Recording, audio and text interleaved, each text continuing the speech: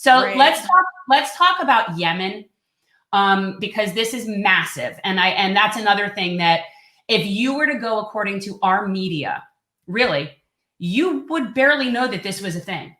People in this country, you've heard a little bit, you hear the term genocide in Yemen, but that's it. Like this should be front page news every single day. I want people to understand this is not a little thing. You know, we're so self-absorbed, but would you talk really and explain like to people and do it as Yemen for Dummies? That's basically what we have to do. No, I'm serious, because when it's complicated, then people don't get it. And we gotta break it down. So explain how our like little circle jerk with Saudi Arabia is killing the amount of people that it's killing. And again, all I see are mothers holding their babies, running for shelter. Like that's all like that. And it's infuriating to me. So talk a little bit about what's going on in Yemen, like a little bit of background.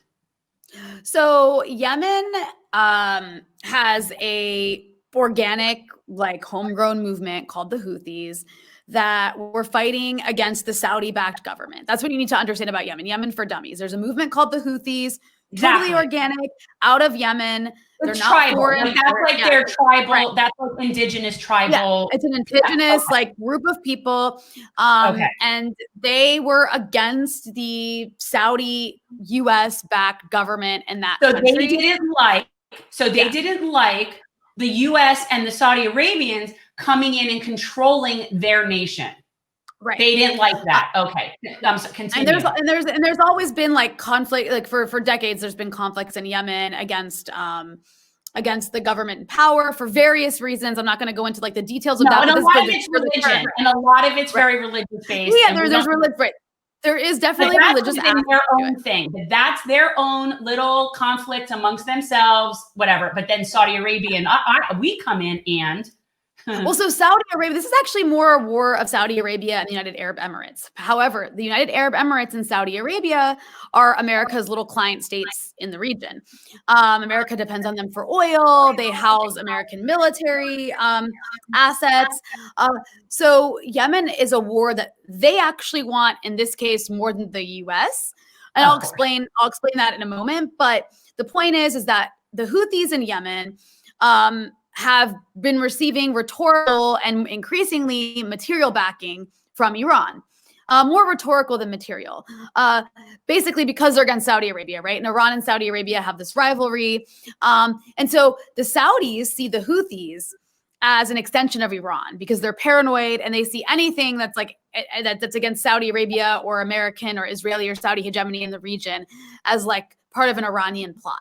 So they have been bombing the hell out of Yemen for the past several years in order to destroy the Houthis, who have been fighting like an insurrection and have actually taken over parts of Yemen. And the United Arab Emirates was involved for the same reason, this sort of paranoid like obsession with everything's an extension of Iran.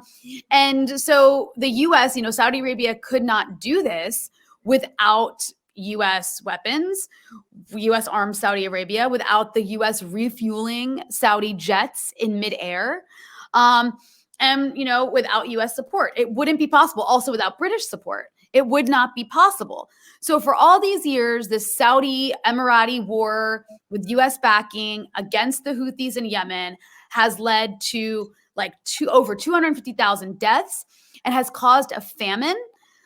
Potential famine. There's millions of people who for the past several years have been at risk of famine because of a blockade, a cruel, disgusting medieval siege that the Saudis and the Emiratis have enforced on Yemen. And the Qataris were involved at one point, but they stepped out of the war when they got into a fight with Saudi Arabia a couple of years ago, as well as a cholera outbreak in Yemen that was a direct result of this siege and war. So it's been devastating what you've seen in the news where you see like these malnourished children, that breaks your heart and makes you want to look away, is never given the context of this is actually the fault of the U.S. and its allies, and they could end it tomorrow, but they're choosing not to because they profit from the weapons they sell to Saudi Arabia and because they're all obsessed with what they see as a proxy war against Iran. Yeah. That's that these children we have to hate Iran. We have to hate Iran. They don't exactly. We have to. And what's so interesting is I've known people that have traveled there and spent time there, and I've met Iranians, lots of Iranians. I have never in my life met anybody from there who has been there that has anything but like a positive experience of what that was like, and the people and what they experienced. So, you know, we view, I'm so tired of like the lens that we view things through, and it's just so hateful and it's so divisive. But it's a problem. And Yemen is just, to me, I think of them as like in our hemisphere, in our world, it's Haiti. But like when I look at like, that's a good parallel. Yeah, I mean, if you're going to look at just the most poorest, most vulnerable people in any place, and then kick them when they're down, and not have a problem with that. See, this is a morality issue, and I think people need to understand that we're committing a genocide. And I also reject the term war. And we could talk about that a little bit regarding Israel, which is also, I call Israel the third rail, because for me as a Jew in South Florida, even talking, you're not allowed.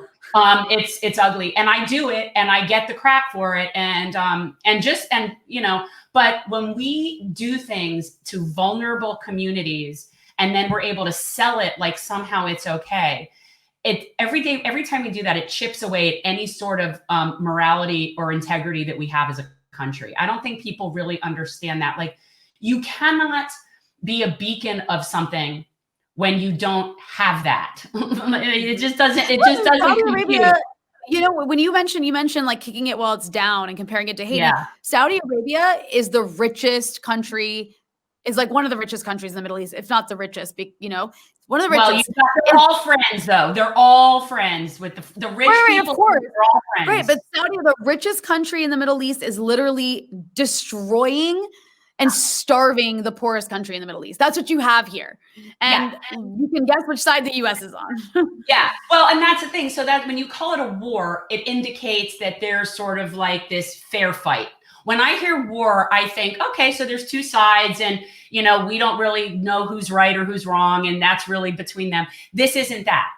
Right. This is a genocide, and people also in this country fail to ever recognize the disparity in position.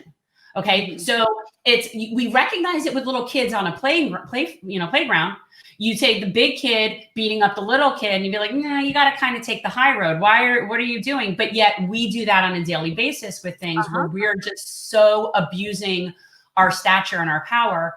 And Yemen is a clear example of that. And if people don't know, please educate yourselves a little bit about what's going on in Yemen. Understand that we're causing this problem.